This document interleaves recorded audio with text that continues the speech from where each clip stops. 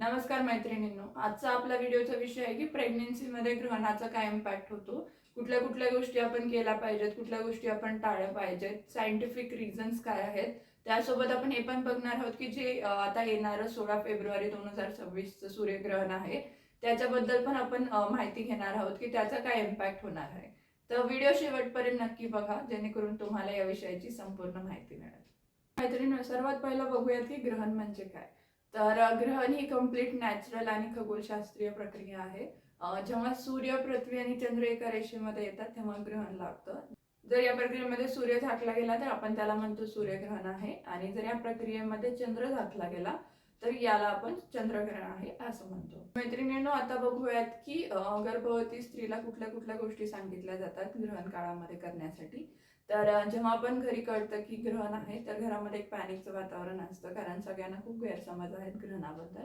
तर तुम्हाला अशा बऱ्याच गोष्टी सांगितल्या जातात, जसं की घराच्या बाहेर नको पडू, आधीच शिजवलेलं अन्न खा, त्यानंतर धारदार वस्तूंचा वापर नको करू, कात्री असेल, सुई असेल, या गोष्टी नको वापरू. त्यासोबत हे पण सांगितलं जातं की सूर्याकडे डिरेक्ट नाही बघायचं, एका जागी बसून घरामध्ये शांतपणे देवाचं नाम स्मरण करायचं, जप करायचा, ह्या सर्व गोष्टी गर्भवती स्त्रीला सांगितल्या जातात. तर आता आपण बघूयात की सायंटिफिकली काय खरं आहे.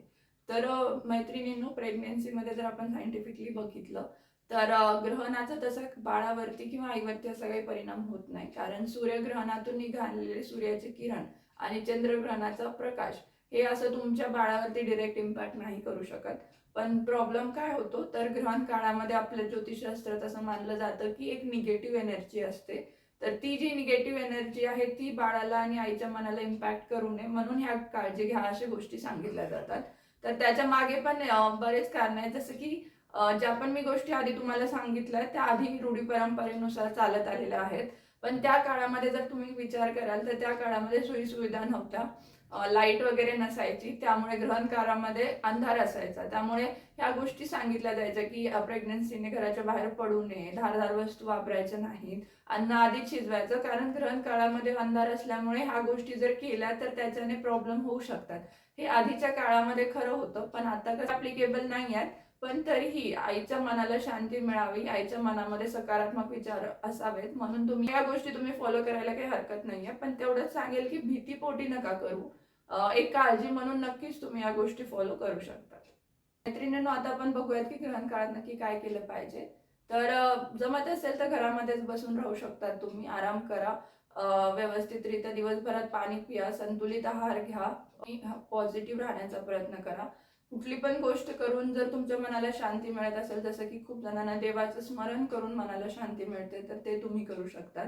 डॉक्टरांनी सांगितलेले औषधं वेळोवेळी तुमचे जे असतील ते रुटीननुसार घेत राहा. डॉक्टरांनी काही तुम्हाला विशेष सल्ला दिला असेल तर नक्की तो पण फॉलो करा. मैत्रिणींनो, आता जे 17 फेब्रुवारी 2026ला सूर्यग्रहण होणार आहे त्याची थोडी माहिती घेऊयात. तर हे वर्षातलं सर्वात पहिलं सूर्यग्रहण असणार आहे. हे एक वलयाकार सूर्यग्रहण असणार आहे, त्यालाच आपण अॅन्युलर सोलार इक्लिप्स असं म्हणतो. तर यामध्ये काय होतं, चंद्र, सूर्य आणि पृथ्वीच्या मध्ये येतो. त्यामुळे चंद्र सूर्याला पूर्णपणे कव्हर नाही करत, तर त्याचा मध्यभागी आलेला असतो आणि एक वलय असा सूर्याच्या भोवती आपल्याला दिसतो, त्याला स्प्रिंग ऑफ फायर इफेक्ट पण म्हणतात. हे खूप सुंदर सूर्यग्रहण असतं बघण्यासाठी. तर हे कुठे दिसणार आहे, तर हे साऊथ आफ्रिका, अंटार्क्टिका साईडला दिसणार आहे.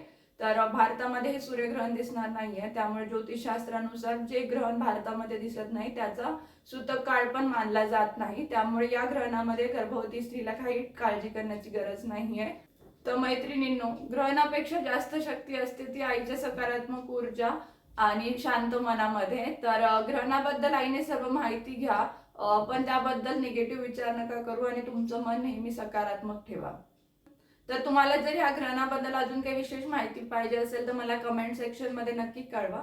भेटूयात एका नवीन व्हिडिओमध्ये, एका नवीन विषयावर मी तुम्हाला माहिती देणारच आहे. तोपर्यंत स्वतःची काळजी घ्या आणि आनंदी राहा. धन्यवाद.